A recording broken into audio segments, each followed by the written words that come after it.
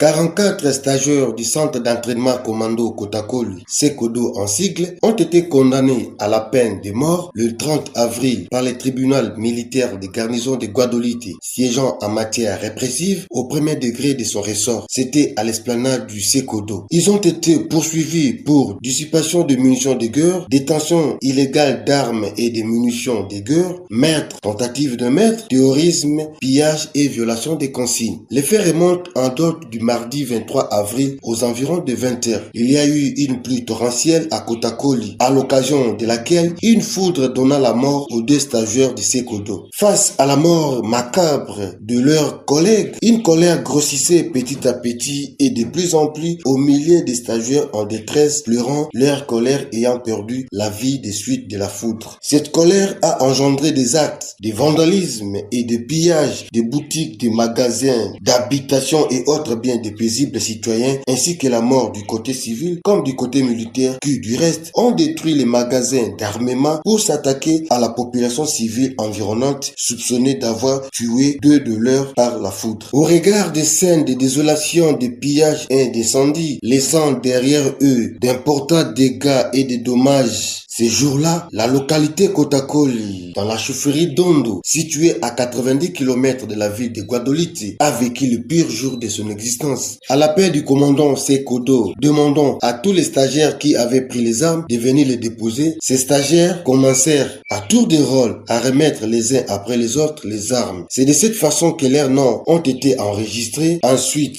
appréhendés et enfin déférés en procédure de flagrance devant le tribunal des séants. D'autres encore ont été appréhendés lors de la perquisition des résidences par l'officier du ministère public. Vu la nécessité de maintenir l'ordre et la discipline au sein des forces armées de la République démocratique du Congo, de la police nationale congolaise et des services nationaux, disant droit à la question de savoir si les prévenus sont coupables des faits infractionnels mis à leur charge et peuvent encourir une condamnation pénale. Le tribunal, à la majorité des voix de ses membres par scrutin secret, répond par oui pour tous les prévenus et pour toutes les préventions. De savoir s'il y a lieu de retenir en faveur des prévenus des circonstances atténuantes, des causes absolutoires ou des sursis. Le tribunal, à la majorité des voix de ses membres, a répondu par non. S'il y a lieu de sursoir à l'exécution de la sentence pénale à prononcer, le tribunal a répondu par non.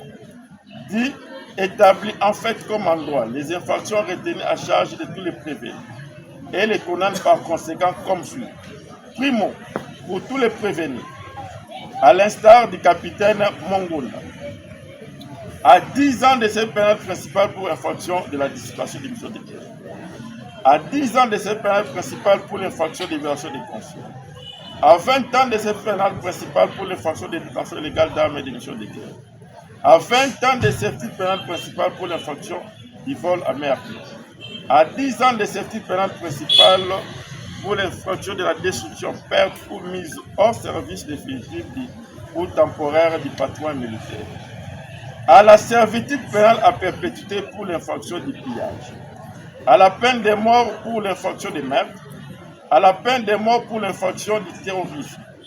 faisant application de l'article 7 du Code pénal militaire, les condamne à l'unique peine et la plus forte, soit à la peine de mort.